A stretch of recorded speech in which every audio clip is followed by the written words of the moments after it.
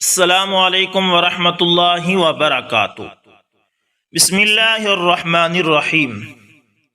دوستو، مضبوط جسم اور لمبا چوڑا آدمی چاق و چوبند، چالاک، ہوشیار ہونے کے ساتھ ساتھ ہر بھلائی کی طرف بڑھنے والا اور ہر برے کام سے بچنے والا تھا۔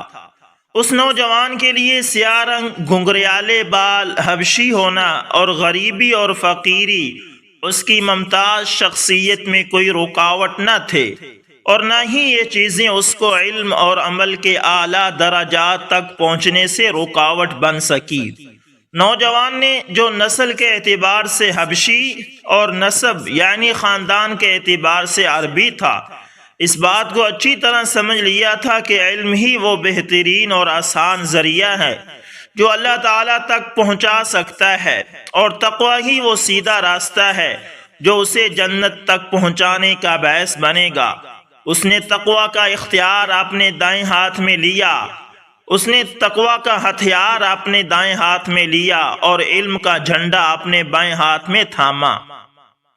دونوں کو نہایت مضبوطی سے پکڑا اور بغیر کسی کمی، کوتاہی اور سستی کے زندگی کے مشکل سفر پر چل رہا تھا۔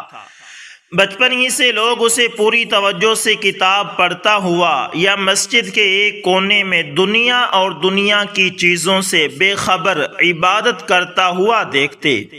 یہ تھے اپنے زمانے میں مسلمانوں کی آنکھوں کے ٹھنڈک حضرت سعید بن جبیر رحمۃ اللہ تعالی، اللہ ان سے راضی ہوا اور وہ اللہ سے راضی ہو گئے۔ تحصیل علم۔ حضرت سعید بن جبیر رحمۃ اللہ تعالی نے جلیل القدر صحابہ کرام رضوان اللہ علیہم اجمعین سے علم حاصل کیا۔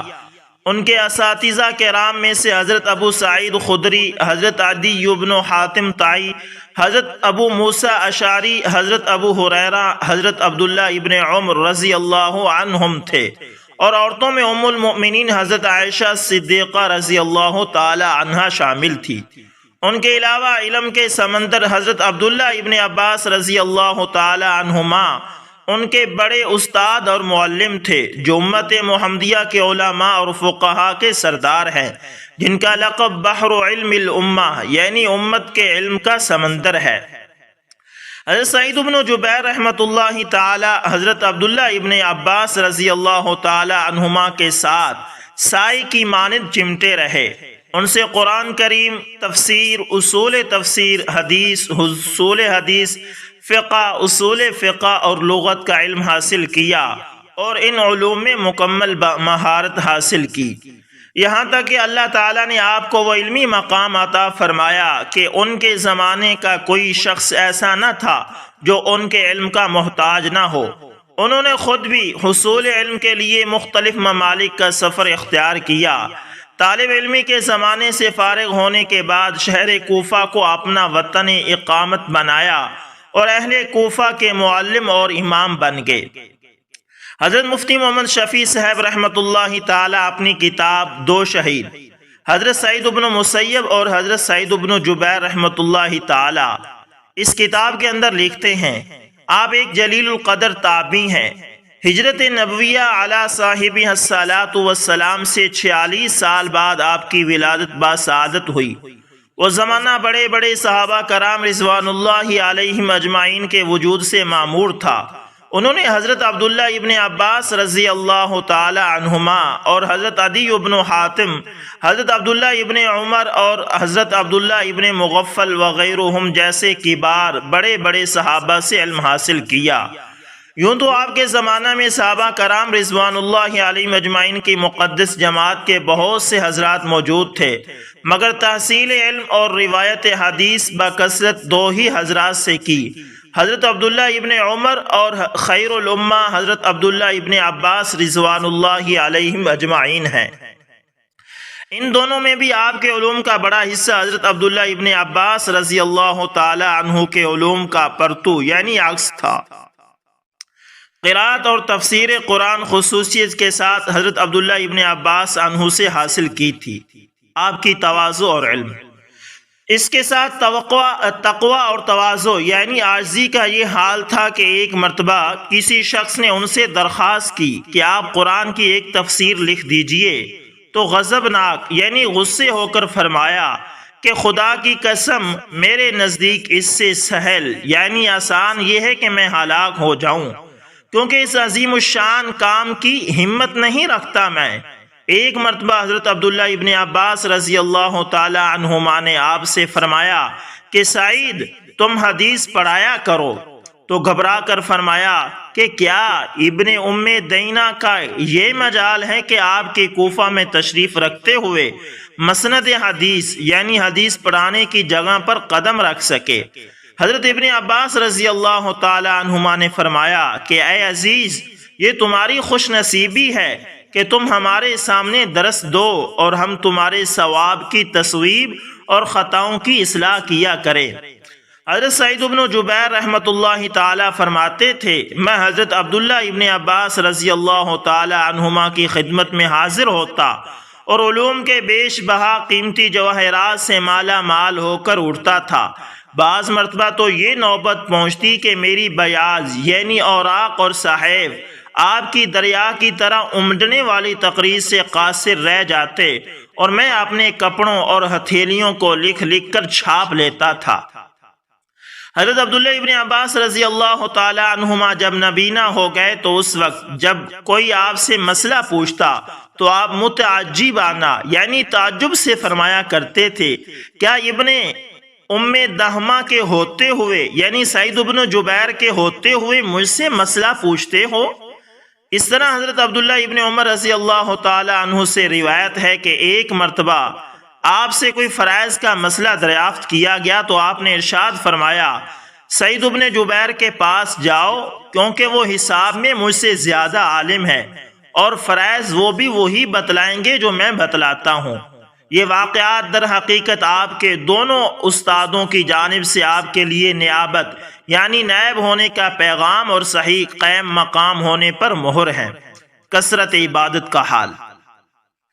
حضرت سعید بن جبیر رحمۃ اللہ تعالی کی کثرت عبادت کا یہ حال تھا کہ وفا بن ایاس فرماتے ہیں ایک دن رمضان المبارک میں حضرت سعید بن جبیر رحمۃ اللہ تعالی نے مجھ سے فرمایا ذرا قرآن شریف ہاتھ میں لے کر میرا قرآن سن لو۔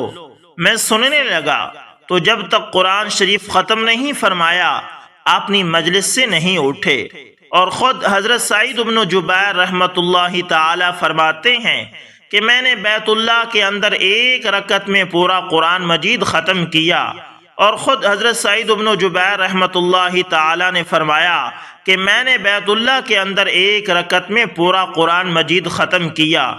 تو دوستو ظاہر ہے کہ حضرت سعید بن جبیر کا یہ ختم ہمارے زمانے کا شبینہ نہ ہوگا، جس کی پرواز ہمارے گلوں سے اونچی نہیں ہوتی، لیکن سچ ہے کہ خداوند عالم اپنے مقبول بندوں کے اوقات میں کچھ ایسی برکت عطا فرما دیتا ہے کہ وہ تھوڑے وقت میں بڑے بڑے کام کر گزرتے ہیں، جن کے لیے دوسروں کی طویل یعنی لمبی لمبی عمریں بھی کفایت نہیں کرتی۔ حضرت سعید بن جبیر رحمۃ اللہ تعالی رمضان شریف میں نماز تراویح پڑھایا کرتے تھے۔ ایک رات حضرت عبداللہ ابن مسعود رضی اللہ تعالی عنہ کے لہجے میں قرات فرماتے، دوسری رات حضرت زید بن ثابت رضی اللہ تعالی عنہ کا لہجہ اختیار فرماتے، اور تیسری رات تیسرے لہجے میں قرات فرماتے تھے۔ یہ مختلف قراتوں میں مہارت رکھتے تھے۔ جب اکیلے نماز پڑھتے تو بعض اوقات ایک ہی نماز میں پورا قرآن مجید ختم کر دیتے۔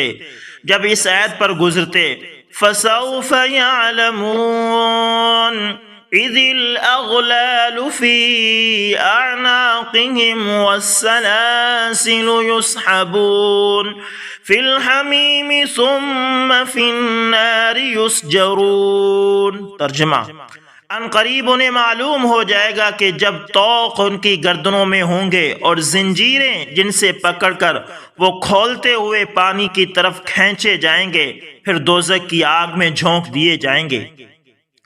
اسی طرح جب جنت کی خوشخبری اور دوزخ کی سزا والی آیات سے گزر ہوتا تو ان کے رونگٹے کھڑے ہو جاتے، دل کانپ اٹھتا، بدن کپ کپانے لگتا اور آنکھوں سے آنسو جاری ہو جاتے۔ پھر وہ ان آیات کو گڑ گڑاتے ہوئے بار بار دہراتے۔ دیکھنے والوں کو یہ شک ہونے لگتا کہ کہیں ان کی موت واقع نہ ہو جائے۔ حضرت سعید بن جبیر رحمۃ اللہ تعالی ہر سال 2 مرتبہ بیت اللہ شریف کا سفر اختیار فرماتے، ایک مرتبہ عمرے کے لیے رجب کے مہینے میں اور دوسری مرتبہ حج کے لیے ذی قعدہ کے مہینے میں۔ علم و اصلاح طلب کرنے والے لوگوں کا تانتا بندہ رہتا، ان کے پاس دور دور سے لوگ کوفہ شہر آتے تھے اور ان کے پاس حاضر خدمت ہوتے اور ان کے علم سے ہر ایک اپنی اپنی طاقت کے مطابق فائدہ اٹھاتا۔ درس کے ختم ہونے کے بعد جب لوگ سوال کرتے تو ان کے جوابات علم و حکمت سے بھرے ہوئے ہوتے تھے۔ مختصر جواب کے اندر کئی علوم کا خلاصہ ہوتا تھا۔ عراق سے چلے جانے کا فیصلہ۔ عراق یعنی کوفہ۔ جب سے حضرت سعید بن جبیر رحمۃ اللہ تعالی نے کوفہ میں رہائش اختیار کی تھی، یہ شہر حجاج بن یوسف کی گورنری میں آ چکا تھا۔ حجاج ان دنوں عراق، ایران اور سرزمین ماوراء النہر کا گورنر تھا اور اس کا رعب اور دبدبہ، ظلم و ستم اور حکومت اور اختیار بہت زیادہ تھا۔ حضرت سعید بن جبیر رحمۃ اللہ تعالی کو یقین ہو گیا کہ اگر مجھے حجاج کے سامنے پیش کیا گیا تو 2 صورتوں میں سے ایک کا ہونا ضروری ہے، تیسری صورت نہیں ہوگی۔ یا میری گردن اڑا دی جائے گی یا مجھے کفر کا ارتکاب کرنا ہوگا، یعنی کافر ہونا پڑے گا۔ یہ دونوں صورتیں ایسی ہیں کہ ان میں سے جو سب سے زیادہ میٹھی معلوم ہوتی ہے وہ حقیقت میں اتنی ہی زیادہ کڑوی ہے، لہٰذا انہوں نے چھپ کر عراق سے نکل جانے کو ترجیح دی۔ وہ اللہ کی وسیع سرزمین میں حجاج اور اس کے کارندوں سے آنکھ بچا کر نکلنے میں کامیاب ہو گئے۔ دور دراز کا سفر طے کرتے ہوئے مکہ معظمہ کے قریب ایک بستی میں انہوں نے پناہ لی۔ اس میں پورے 10 سال رہے۔ اتنا عرصہ دراز حجاج کے دل میں غیظ و غضب کی آگ کو ٹھنڈا کرنے کے لیے کافی ہونا چاہیے تھا، لیکن وہاں ایک ایسا واقعہ پیش آیا جو کسی کے ذہن و خیال میں بھی نہ تھا۔ ہوا یہ کہ مکہ معظمہ میں بنو امیہ کا ایک نیا گورنر مقرر کیا گیا جس کا نام خالد بن عبداللہ القصری تھا۔ حضرت سعید بن جبیر رحمۃ اللہ تعالی کے ساتھیوں نے اس کی یہ عادت دیکھی کہ وہ معمولی بات پر سخت سزا دیتا ہے اور بہت بد مزاج ہے، تو اس کی وجہ سے خطرہ محسوس کیا۔ بعض مخلص ساتھیوں نے حضرت سعید رحمۃ اللہ تعالی سے کہا، ان هذا الرجل قد قدم مکہ وَإِنَّا وَاللَّهِ لَا تَأْمَنُهُ عَلَيْكَ فَاسْتَجِبْ لِطَلَبِنَا وَاخْرُجْ مِنْ هَذَا الْبَلَدِ۔ اب جسے مکہ کا گورنر مقرر کیا گیا ہے، اللہ کی قسم ہمیں اس سے خطرہ ہے کہ وہ آپ کو نقصان پہنچائے گا، ہماری بات مانیں، عذرائے کرم اس شہر سے چلے جائیں۔ آپ نے فرمایا، واللہ لقد فررت حتی صرت استحیی من اللہ وَلَقَدْ عَزَمْتُ عَلَىٰ أَنْ أَبْقَى فِي مَكَانِ هَذَا وَلْيَفْعَلِ اللَّهُ بِي مَا يَشَاءُ۔ اللہ کی قسم میں پہلے عراق سے بھاگا، یہاں آ کر پناہ لی۔ مجھے ایسا نہیں کرنا چاہیے تھا، مجھے اب اللہ سے شرم آتی ہے۔ وہیں رہ کر مجھے حالات کا مقابلہ کرنا زیادہ بہتر تھا۔ میں اپنی اس کمزوری پر پہلے ہی بہت شرمندہ ہوں، لیکن اب میں نے پختہ ارادہ کر لیا ہے، اب میں یہیں رہوں گا، کہیں نہیں جاؤں گا، اور اللہ کو جو منظور ہوگا وہ ہو کر رہے گا۔ جو بھی معاملہ میرے ساتھ پیش آئے میں اسے خوش دلی سے قبول کروں گا۔ حضرت سعید بن جبیر رحمۃ اللہ تعالی کی گرفتاری۔ گورنر مکہ خالد بن عبداللہ کے بارے میں لوگوں نے جو اندازہ کیا تھا وہ صحیح ثابت ہوا۔ جب اسے حضرت سعید بن جبیر رحمۃ اللہ تعالی کی رہائش کا علم ہوا تو اس نے پولیس کو حکم دیا کہ انہیں گرفتار کر کے حجاج بن یوسف کے پاس واسط شہر میں لے جاؤ۔ پولیس نے ان کے گھر کا محاصرہ کر لیا۔ آخر کار انہیں گرفتار کر کے حجاج بن یوسف کی طرف چلنے کو کہا گیا۔ آپ بغیر کسی اعتراض کے واسط شہر کی طرف چلنے لگے۔ آپ نے ساتھیوں پر آخری نظر ڈالی اور فرمایا، مجھے لگتا ہے اب ظالم و جابر حجاج کے ہاتھوں شاید مجھے شہید کر دیا جائے گا، اس لیے کہ ایک رات ہم 3 ساتھی عبادت میں مصروف رہے، دعا کی لذت اور مٹھاس کا احساس ہوا تو جی بھر کر اللہ کے حضور دعائیں کی اور اس کی بارگاہ میں دل کھول کر گڑ گڑائے اور جو مانگ سکے مانگا۔ اس میں سے ہم نے یہ بھی مانگا، ثم سألنا الله جل وعز أن يكتب لنا الشهادة وقد رزقها الله لصاحبي كليهما وبقيت أنا أنتظرها. یعنی پھر ہم نے اللہ تعالیٰ سے التجا کی کہ ہمارے لیے شہادت کی موت مقدر فرما دے. میرے دونوں ساتھیوں کو اللہ تبارک و تعالیٰ نے شہادت کی موت نصیب فرما دی، لیکن میں ابھی تک اس کے انتظار میں ہوں. یہ بات کہہ ہی رہے تھے کہ آپ کی ایک چھوٹی ننھی منی بیٹی آ گئی. اس نے دیکھا کہ آپ کو گرفتار کر لیا گیا ہے اور سپاہی آپ کو لے کر جا رہے ہیں تو وہ آپ سے چمٹ کر زارو قطار رونے لگی. حضرت سعید بن جبیر رحمۃ اللہ تعالیٰ نے بڑے پیار و محبت سے اس بچی کو اپنے سینے سے الگ کیا اور کہا قولی لأمک یا بنی ان موعدنا الجنہ انشاء اللہ. میری پیاری بیٹی، اپنی امی کو میرا پیغام پہنچا دینا کہ اب انشاءاللہ جنت میں ملاقات ہوگی. یہ کہہ کر آپ پولیس والوں کے ساتھ روانہ ہو گئے. حجاج کے دربار میں حضرت سعید کی پیشی اور شہادت. جب اس عبادت گزار پرہیزگار رات کو عبادت کے لیے جاگنے والے عالم فاضل اور عظیم مرتبت شخصیت کو حجاج بن یوسف کے دربار میں پیش کیا گیا تو حجاج نے انہیں بری نگاہوں سے دیکھا اور بڑی حقارت سے پوچھا مسمکا، تیرا کیا نام ہے؟ حضرت سعید بن جبیر رحمۃ اللہ تعالی نے فرمایا سعید بن جبیر، جس کا ترجمہ یہ بنتا ہے کہ ٹوٹی ہوئی چیزوں کی اصلاح کرنے والے باپ کا نیک بخت بیٹا. حجاج نے کہا نہیں، بلکہ تیرا نام شقی ابن کثیر ہے، جس کا معنی یہ ہے کہ جڑی ہوئی چیزوں کے توڑنے والے شخص کا بدبخت بیٹا. حضرت سعید نے فرمایا بل کانت امی اعلم باسمی منک، میری والدہ میرے نام کے متعلق تجھ سے بہتر جانتی تھی. حجاج نے کہا تیری والدہ بھی بدبخت ہے اور تو بھی. حضرت سعید نے فرمایا غیب کی باتوں یعنی سعادت اور شقاوت کا جاننے والا تو کوئی اور ہی ہے. حجاج نے کہا اللہ کی قسم میں تیرے سارے عیش کو بھڑکتی ہوئی آگ سے بدل دوں گا. حضرت سعید نے فرمایا اگر میں یہ جانتا کہ نفع اور نقصان یا راحت اور آرام تیرے قبضے میں ہے تو میں تجھے خدا سمجھ کر سجدہ کیا کرتا. حجاج نے کہا فما تقول فیا، تمہاری کیا رائے ہے میرے بارے میں، تمہارا کیا خیال ہے؟ حضرت سعید نے فرمایا انت اعلم بنفسک، تو اپنے بارے میں مجھ سے زیادہ جاننے والا ہے. حجاج نے کہا بل اريد علمک انت، میں تمہاری رائے اپنے بارے میں پوچھنا چاہتا ہوں. حضرت سعید نے فرمایا اذن یسونک ولا یسرک، میری رائے تمہیں اچھی نہیں لگے گی، بری لگے گی. حجاج نے کہا لا بد من ان اسمع من، میں تمہاری رائے ضرور سننا چاہتا ہوں. آپ نے فرمایا میری معلومات کے مطابق تو کتاب اللہ کا مخالف ہے اور ایسے کام کرتا ہے جس سے تیرا رعب اور دبدبا چھا جائے اور یہ انداز تجھے ہلاکت کی طرف لے جا رہا ہے، آخر کار تجھے یہ جہنم میں دھکیل دے گا.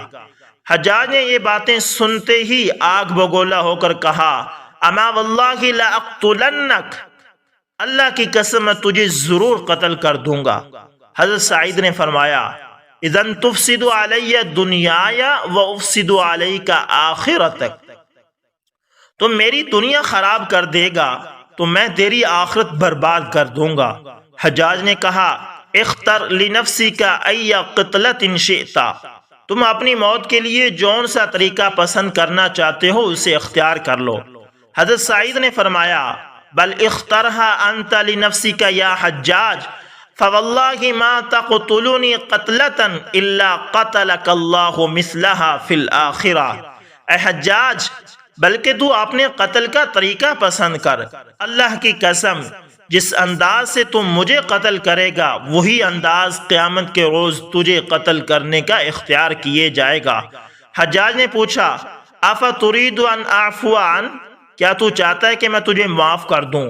حضرت سعید نے فرمایا ان کان عفو فمن اللہ تعالی اما انت فلا براءۃ لک ولا عذر. ہاں اگر ایسا بھی ہوا یعنی مجھے معافی بھی ملی تو وہ معافی اللہ کی جانب سے ہوئی، تو مجھے چھوڑ کر اپنے گناہوں جرم سے بری نہیں ہو سکتا. حجاج بن یوسف غصے سے آگ بگولا ہوئے اور دربان سے کہا، السیف والنتا یا غلام، اے لڑکے تلوار اور چمڑی کی چادر لے آؤ۔ سعید بن جبیر رحمۃ اللہ تعالی سن کر مسکرائے۔ حجاج نے پوچھا، وما تبسمک، تم کیوں مسکراتے ہو؟ حضرت سعید نے فرمایا، عجبت من جراءتک علی اللہ وحلم اللہ علیک، تیری جرت اور تیرے متعلق اللہ تعالیٰ کی بردباری دیکھ کر مسکرایا ہوں۔ حجاج نے حکم دیا، اقتلہ یا غلام، اے جلاد اسے قتل کر دے۔ آپ نے قبلہ رخ کیا اور یہ آیت تلاوت فرمائی، انی وجہت وجہی للذی فطر السماوات والارض حنیفا وما انا من المشرکین، میں سارے مذاہب باطلہ سے الگ ہو کر اپنا رخ صرف اس ذات کی طرف پھیرتا ہوں جس نے آسمان و زمین پیدا کیے، اور میں مشرکین میں داخل نہیں۔ حجاج نے کہا، اس کا منہ قبلہ کی طرف سے ہٹا دے۔ آپ نے پھر یہ آیت تلاوت فرمائی، فَأَيْنَمَا تُوَلُّوا فَثَمَّ وَجْهُ اللَّهِ، جس طرف بھی منہ پھیرو اسی طرف اللہ ہے۔ حجاج نے کہا، اسے منہ کے بل لٹا دو، یعنی الٹا لٹا دو۔ تو آپ نے یہ آیت تلاوت فرمائی، مِنْهَا خَلَقْنَاكُمْ وَفِيهَا نُعِيدُكُمْ وَمِنْهَا نُخْرِجُكُمْ تَارَةً أُخْرَى، اس سے ہم نے تمہیں پیدا کیا ہے، اس میں ہم تمہیں لٹائیں گے اور اس سے دوبارہ تمہیں نکالیں گے۔ حجاج نے غصے سے دانت پیستے ہوئے کہا، اللہ کے اس دشمن کو قتل کر دو، میں نے زندگی میں آیات قرآنیہ کو اس سے زیادہ یاد رکھنے والا کوئی نہیں دیکھا۔